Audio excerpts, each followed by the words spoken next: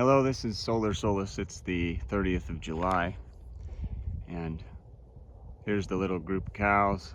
They're going to be back in the bottom in another couple days. I'm irrigating the bottom right now. Just started this morning, and then Friday I'll be irrigating this area here, going over this hay.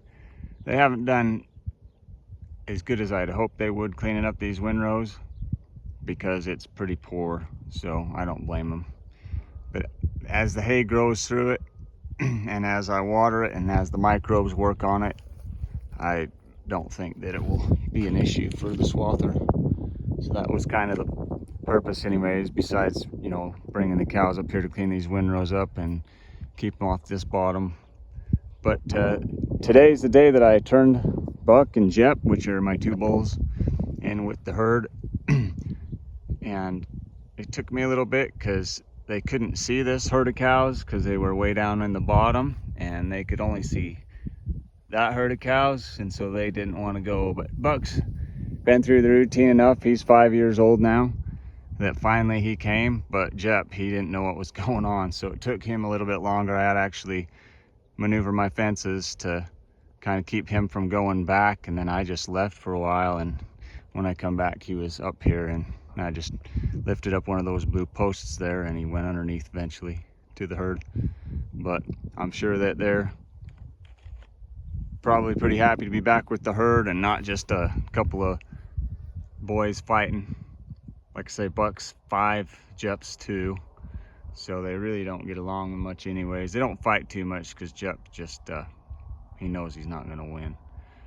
But Jep's twice the bull at that age that Buck was as far as his masculinity goes, so he's going to be a heck of a bull. The only thing I don't know about him yet is he's just so docile that you don't know if he's not moving because he's trying to challenge you or just because he's not scared. He hasn't really been scared his whole life, so it's one of those things that you really still gotta watch, and I do with the bull, and you always need to watch that anyways. But so, like I said, I was irrigating today. I'm just kind of trying to get my foot to dry out. I was walking up the field after checking where my water had gotten to,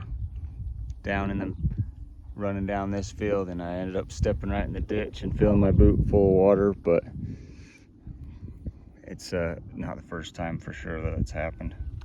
But so I thought I'd shoot a video while I'm sitting here for a minute. There's a bit of a breeze, as I'm sure you can hear, so I apologize for that.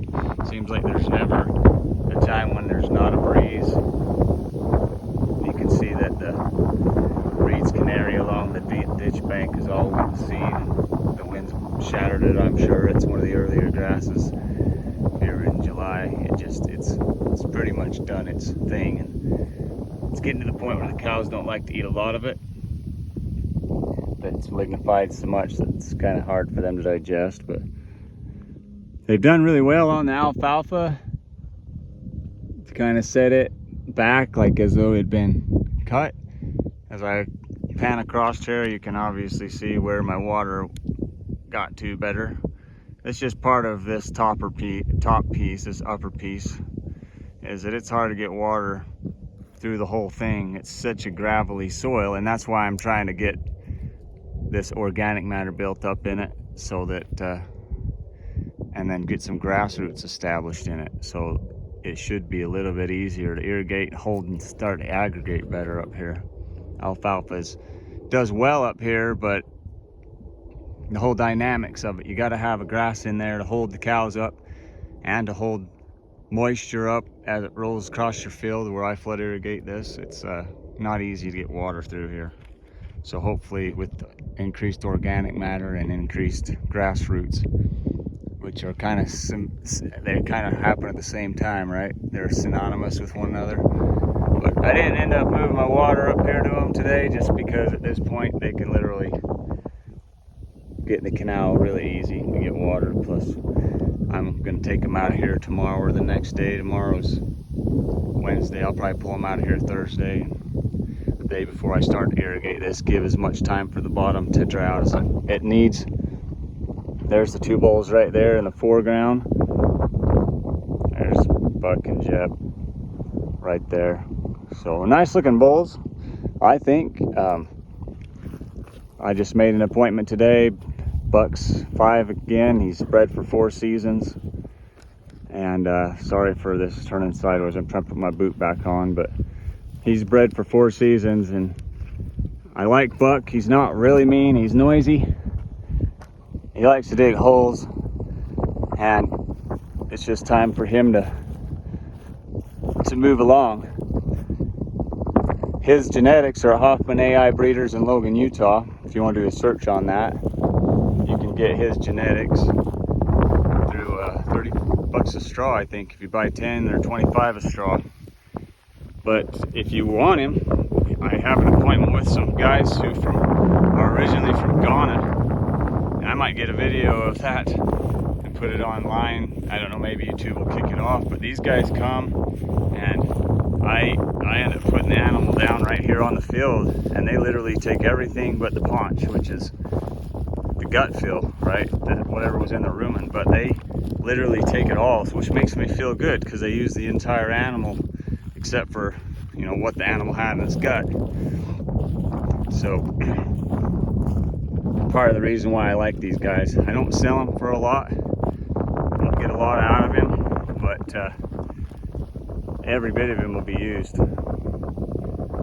There's the homestead down there, and there's ocean air in the background, and the sheep there in the field. It's just, when you get up here, everything's downhill. It's a pretty view. But that's Redmond mineral right there. Where the salt for Redmond salt and all of the Redmond real food and all comes out of. That's how close I am to them guys. It's kind of noisy, and every once in a while the wind, and when it comes out of the west, which it normally does, you can taste salt all the way down to the yard. But I really like living out here. It's nice and peaceful for the most part. As you can see, now that I've kind of kept the cows and back fenced them, this is coming back pretty good, even though there hasn't been any water on it. So it'll be good to get water on this, and I'll take one cutting off of this, probably feed it either, well, it'll be fed on the property somewhere. Might not be fed right up here, but it'll be fed on the property somewhere. So I'm not losing, just moving some nutrients around. Might even let this go to seed so that I can reseed some alfalfa. These beef animals, which is what I use them mostly for, they're a dual purpose. When they're eating some green stockpile and having some of this more mature hay, it seems to balance them pretty well. Their manure looks pretty darn good.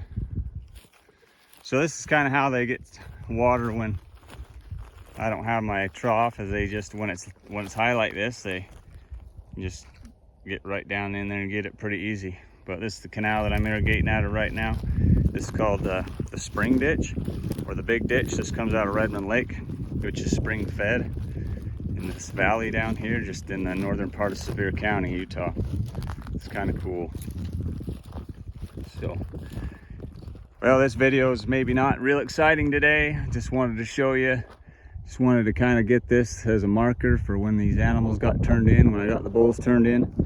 So you think 1st of August, end of July, you know, 1st of May, but if you plug it into a calculator, somewhere around the 8th probably of May, 7th, 8th of May is when it's supposed to be dropping calves. But this smaller breed of livestock, they usually start dropping a few days early. It takes a little bit less time for that calf to mature, and their gestation's a little bit shorter. So, but anyways, go up here and I'll show you the water going out of this gate, and then I'm going to sign off and go make sure it's making it to the bottom of these fields. I've got it for 29 hours. You have an hour per share, so we've got 29 shares on this piece of land. So as you can see, I'm letting water out of the ditch right there, and that's feeding this bottom down here. Then it runs all the way down into that bottom piece. The wastewater does. I'm thinking about putting a fence down along to match this fence down here. I think that would be worthwhile, though it really isn't that hard to run a temporary up along here. But now that this is going to be part of the grazing system, it's probably going to be a good idea to do that. Anyways, if you have any opinions on that, let me know. This is Solar Solus. Thanks for watching. Signing off.